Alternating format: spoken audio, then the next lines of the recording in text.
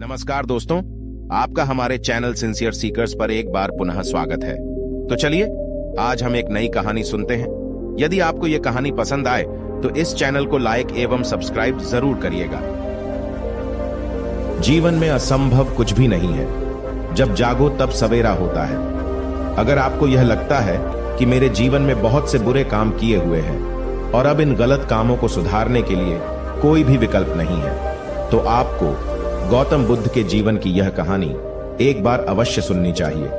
तो चलिए कहानी को शुरू करते हैं। एक दिन गौतम बुद्ध श्रावस्ती के एक गांव में भिक्षाटन के लिए पहुंचते हैं। जब गांव में प्रवेश करते हैं तो देखते हैं कि पूरे गांव में सन्नाटा छाया हुआ है। दूर दूर तक कोई भी व्यक्ति नजर नहीं आता। बुद्ध उस गांव के पहले द्वार पर जाते हैं और कहते हैं कि भिक्षाम देहि, परंतु भीतर से बाहर कोई नहीं आता। बुद्ध दूसरे द्वार पर जाते हैं परंतु कोई दरवाजा नहीं खोलता। तीसरे द्वार पर जाते हैं परंतु उस द्वार से भी कोई व्यक्ति बाहर नहीं आता। फिर अचानक से एक दरवाजा खुलता है जिसमें से एक व्यक्ति बाहर निकलता है। वो जल्दी से बुद्ध का हाथ पकड़ता है और उन्हें अपने घर में ले जाता है और कहता है कि क्षमा करें बुद्ध, परंतु इस समय आप बाहर नहीं जा सकते। उंगली माल को श्रावस्ती की सीमा पर देखा गया है। सभी गांव वाले डर के मारे अपने अपने घरों की खिड़कियां और दरवाजे बंद करके बैठे हुए हैं। बुद्ध उस व्यक्ति से पूछते हैं कि कौन है ये उंगली माल और उससे इतना भय क्यों है। वह व्यक्ति कहता है कि उंगली माल एक राक्षस है। उसे जो भी मनुष्य मिलता है, बच्चा, वृद्ध, स्त्री, पुरुष, यहां तक कि सन्यासी भी, वो किसी को भी नहीं छोड़ता। बुद्ध उनसे पूछते हैं कि वो धन के लालच में ये सब करता है क्या। वो व्यक्ति कहता है कि नहीं, उसे धन का कोई लालच नहीं है। वो जब भी किसी आदमी को मारता है तो उसकी उंगली काटकर अपने गले की माला बनाता है, इसीलिए उसका नाम उंगली माल पड़ गया है। और यह भी सुना है कि जब उसके गले की माला में 100 उंगलियां पूरी हो जाएगी तो उसकी विनाशक शक्तियां और भी ज्यादा बढ़ जाएगी। बुद्ध कहते हैं, आभार हो आपका जो आपने मुझे उसके बारे में बताया। फिर वो व्यक्ति बुद्ध से कहता है कि कृपा कर आप बाहर न जाइए, क्योंकि वो आप पर भी वार कर सकता है। बुद्ध कहते हैं, भय से अपनी राह छोड़ दो। ऐसा मैंने कभी नहीं किया। मुझे भिक्षा मांगता देख जन जन के हृदय में उंगली माल का भय कम होगा। फिर वो व्यक्ति कहता है, नहीं बुद्ध, आप मत जाइए, वो बहुत ही ज्यादा खतरनाक है। बुद्ध कहते हैं कि वो खतरनाक नहीं बल्कि वो दुखी है और मुझे उसके पास जाना होगा क्योंकि उसे मेरी आवश्यकता है। इतना कहते हुए बुद्ध उस व्यक्ति के पास से चले जाते हैं। कुछ दूर चलने के बाद बुद्ध वन में प्रवेश करते हैं। वन में चारों ओर एक सन्नाटा छाया होता है। दूर दूर तक न तो कोई मनुष्य न कोई पशु पक्षी दिख रहा होता है, परंतु गौतम बुद्ध अपने मार्ग में आगे बढ़ते रहते हैं। अचानक बुद्ध के सामने उंगली माल आकर खड़ा हो जाता है। उसका रूप इतना डरावना है कि कोई भी व्यक्ति उसे देखकर ही भयभीत हो जाए। उसके गले में उंगलियों की माला होती है। चेहरा और हाथ रक्त से सने होते हैं और शरीर बलशाली होता है। उसका रूप इतना भयानक होता है कि किसी भी साधारण व्यक्ति के प्राण तो उसे देखते ही निकल जाए, परंतु बुद्ध पर उंगली माल के डरावने रूप का कोई असर नहीं होता है। बुद्ध कुछ क्षण तक शांत मुस्कुराहट के साथ उंगली माल की तरफ देखते हैं, फिर उसकी बगल से निकलकर अपने मार्ग में आगे बढ़ जाते हैं। बुद्ध को ऐसा करते देख उंगली माल को यह समझ नहीं आता है कि उसके साथ ये हो क्या रहा है। वह मन ही मन सोचता है कि मुझे देखकर लोग या तो भाग जाते हैं या मुझे देखकर मर जाते हैं या मुझसे अपने प्राणों की भीख मांगने लगते हैं। मैंने कई सन्यासियों को भी मारा है, परंतु मैंने आज तक कोई ऐसा व्यक्ति नहीं देखा जो मुझे नजरअंदाज करके अपने मार्ग में आगे बढ़ जाए। या तो इसने मुझ पर ध्यान नहीं दिया होगा या फिर हो सकता है कि यह देख ही ना सकता हो, परंतु मुझे इससे क्या मतलब, मुझे तो अपने गले की माला पूरी करनी है।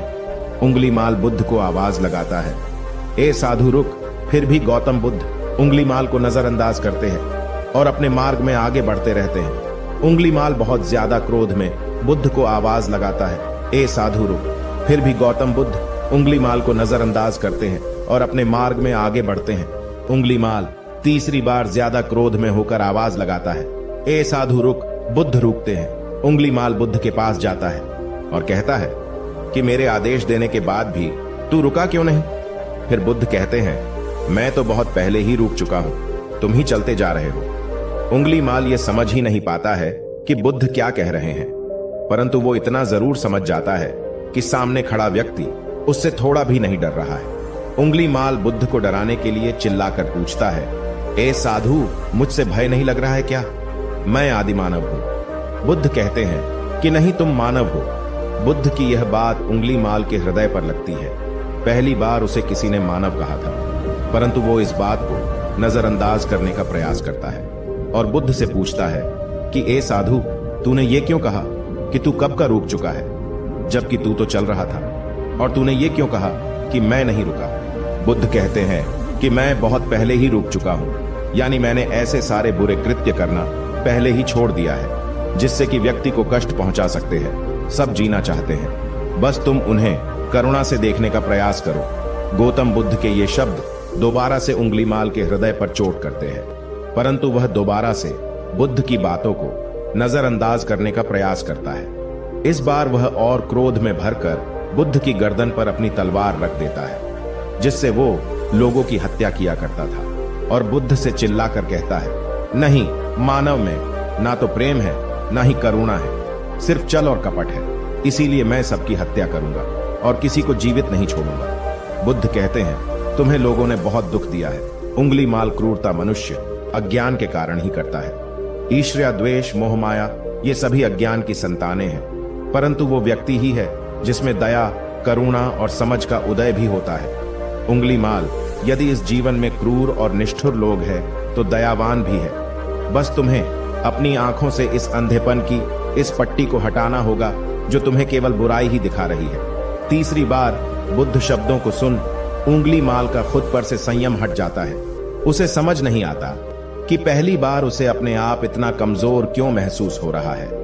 वो कोशिश तो करता है क्रोध करने का, परंतु कर नहीं पाता है। वो बड़ी हिम्मत जुटाकर क्रोधित होने का नाटक करके बुद्ध से कहता है, तुम और व्यक्तियों जैसे नहीं हो।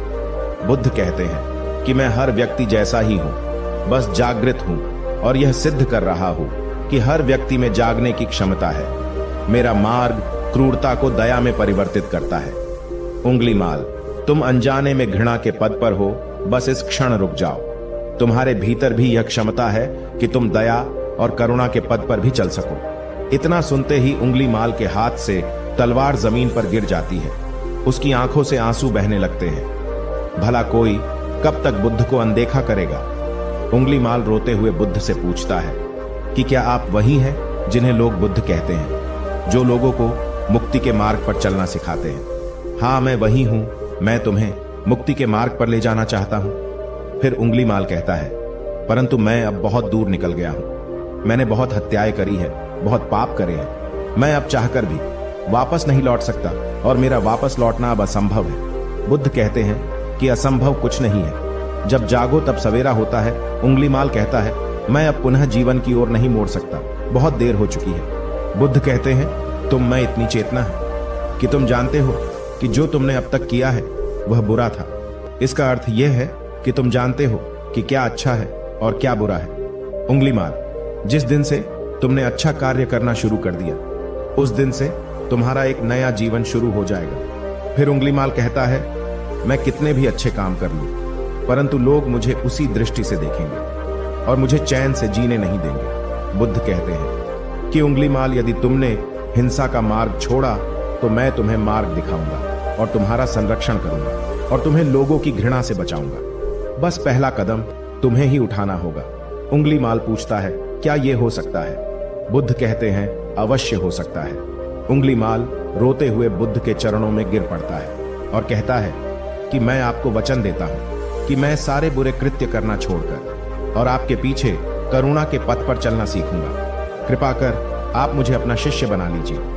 बुद्ध कहते हैं कि मैं किसी को अपना शिष्य नहीं बनाता, बल्कि व्यक्ति स्वयं मेरे संग से जुड़ जाता है।